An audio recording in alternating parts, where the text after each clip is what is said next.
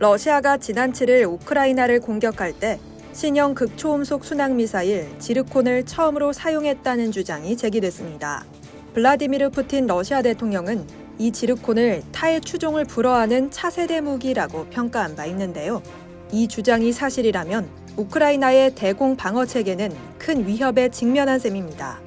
12일 로이터 통신에 따르면 키이우 과학수사연구소의 올렉산드르 루빈 소장은 자신의 텔레그램 채널을 통해 지난 7일 러시아가 키이우를 공격할 때 사용한 미사일 파편에 대한 예비 분석을 완료했다고 밝혔습니다.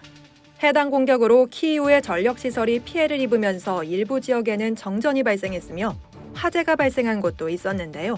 최소 5명이 사망한 것으로 전해집니다. 루빈 소장은 미사일 파편을 분석한 결과 러시아가 우크라이나를 침공한 지 거의 2년 만에 처음으로 극초음속 지르콘 미사일을 사용한 것으로 보이며 이는 우크라이나의 방공망에 새로운 도전이 될 수 있다고 밝혔는데요. 이어 그는 미사일 잔해의 구성품과 부품 그리고 이들에 기재된 문구를 통해 해당 미사일이 지르콘임을 식별할 수 있다고 덧붙였습니다. 지르콘은 해상 기반의 극초음속 순항 미사일로 최대 마하 9의 속도와 1000km 이상의 사거리를 자랑합니다. 극초음속 무기는 음속의 5배인 마하 5 이상의 속도를 내며 변칙적인 궤도로 저공 비행하기 때문에 기존 방공망으로는 탐지와 요격 모두 어려운 것으로 알려져 있습니다. 러시아 매체 RT에 따르면 지르콘은 러시아가 이전에 개발한 대한미사일뿐만 아니라 북대서양 조약기구 국가들이 사용한 미사일보다 훨씬 빠른 것으로 알려졌으며 미 해군의 토마호크나 하푼 미사일보다 9배 이상 빠른 것으로 추정됩니다. 만약 러시아가 이번 공습에 지르콘을 사용한 것이 사실로 확인된다면 이는 우크라이나에 대한 서방의 추가적인 군사 지원이 불확실한 상황에서 우크라이나의 대공 방어 체계에 큰 위협이 될 수 있습니다.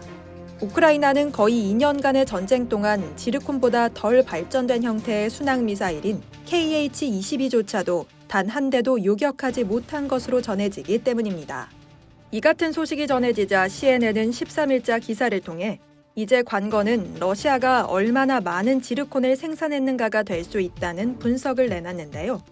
영국 왕립합동군사연구소의 시다르스 카우샬 연구원은 앞으로 전개될 전쟁에서의 핵심 고려사항은 러시아가 지르콘과 같은 최첨단 무기를 얼마나 많이 생산하고 배치할 수 있는지가 될 것이다. 러시아의 한정된 재정 자원을 어디에 우선적으로 사용할 것인지를 두고 지르콘 생산과 러시아 지상군 재건 등이 경쟁을 벌일 것이라고 설명했습니다. 한편 러시아는 그동안 군함과 잠수함에서 지르콘 시험 발사를 실시해왔는데요. 푸틴 대통령은 지난해 2월 러시아의 핵전력을 증강하겠다며 지르콘의 대량 인도를 개시한다고 선언한 바 있습니다. 이상 월드 디펜스였습니다.